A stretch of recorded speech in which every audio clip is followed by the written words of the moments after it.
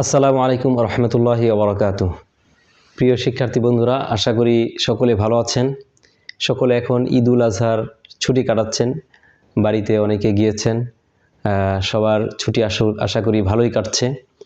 সবাই পরিবারের সাথে আনন্দের সাথে দিনগুলো অতিক্রম করেন, সেই দোয়া করি, সেই কামনা করি।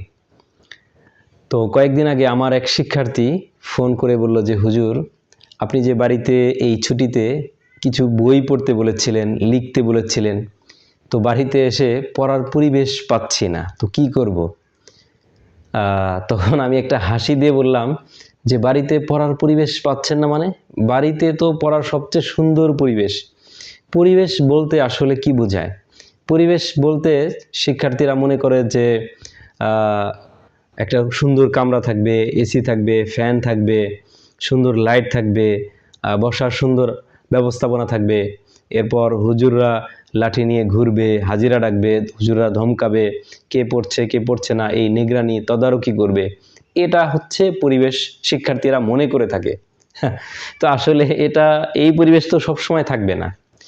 তো আমি আমার ওই শিক্ষার্থীকে বললাম যে পড়ার পরিবেশ অবশ্যই আছে। কিভাবে? যে আপনি সকালবেলা ঘুম থেকে উঠে ফজর নামাজ পড়ে কোরআন তিলাওয়াত করে তারপর হাতে একটা বই নেবেন, কলম খাতা নিয়ে, 1 লিটার পানি নিয়ে, এরপর মুড়ি চানাচুর নিয়ে বাড়ি থেকে একটু দূরে গিয়ে কোথাও গাছের নিচে বসে পড়বেন। গাছের ছায়াদার গাছের নিচে বসে একটা পাটি বা মাদুর বিছিয়ে পড়াশোনা করবেন। তো বেশ, এই তো পরিবেশ।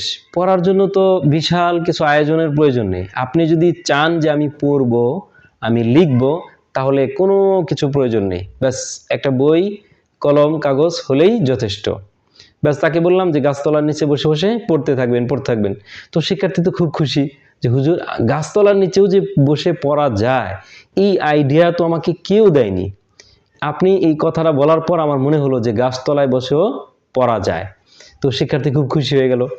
পড়ার পরিবেশ তো সবসময় প্রস্তুত থাকে না, পড়ার পরিবেশ তৈরি করতে হয়। যেখানেই যান, যেখানেই থাকেন, আপনাকে পড়ার পরিবেশ নিজেকে বের করতে হবে। ধরুন আপনি গাড়িতে আছেন, লং টাইম আপনাকে সফর করতে হবে, 6 ঘন্টা বা সারা রাত সফর করতে হবে, বা দীর্ঘ টাইম দিনের বেলা কোথাও আপনি যাবেন, গাড়িতে বা বাসে থাকবেন। তো সেই সময়টাকে আপনি কিভাবে কাটাবেন? সেটা তো পড়ার পরিবেশ না। বাসের মধ্যে পড়াশোনা কিভাবে করবেন? আসলে বাসের মধ্যেও গাড়িতেও কিন্তু পড়াশোনা করা যায় চাইলেই। ব্যাস ব্যাগের মধ্যে 2টা বই নেবেন, কলম নেবেন, ব্যাস বসে বসে পড়াশোনা করবেন। কিছুক্ষণ পড়বেন, কিছুক্ষণ গাড়ির জানালা দিয়ে প্রাকৃতিক পরিবেশ দেখবেন, সুন্দর প্রকৃতি, আল্লাহ তাআলার সৃষ্টি দেখবেন। ব্যাস হয়ে গেল। আপনি যেখানেই থাকেন পড়া কিন্তু কন্টিনিউ করা যায়। আপনি যদি বড় কিছু হতে চান তাহলে শুধুমাত্র একাডেমিক যে পড়াশোনা বলতে আমরা বুঝি যে শিক্ষা প্রতিষ্ঠানে যে পড়াশোনা, সেটাই শুধুমাত্র পড়াশোনা, এর বাহিরে আর কোনো পড়াশোনা নেই। এটা একটা ভুল। পড়াশোনা সারা জীবন, সব সময়ের জন্য এবং সবার জন্য। যিনি শিক্ষক তিনি শুধুমাত্র আসলে শিক্ষক নন, বরং তিনি একজন শিক্ষার্থীও। একজন শিক্ষক তিনিও কিন্তু শেখেন, তিনিও কিন্তু পড়েন, তাকেও পড়তে হয়, তাকেও লিখতে হয়, তাকেও চর্চা করতে হয়। তো পড়াশোনা নির্দিষ্ট কোনো বয়স নেই, নির্দিষ্ট কোনো সময় নেই, নির্দিষ্ট কোনো স্থান নেই, নির্দিষ্ট কোনো ব্যক্তির জন্য পড়াশোনা নয়। পড়াশোনা সকলের জন্য, শিক্ষকের জন্য, শিক্ষার্থীর জন্য এবং অন্য যে কোনো পেশায় নিয়োজিত প্রত্যেক ব্যক্তির জন্য পড়াশোনা আছে। যে যে পেশায় থাকুক, সে যদি তার পেশায় উন্নত হতে চায়, বড় কিছু করতে চায়, তাহলে তাকে ওই পেশায় থেকেও ওই পেশার সাথে সম্পৃক্ত সংশ্লিষ্ট বিষয় পড়াশোনা তাকে অব্যাহত রাখতে হবে।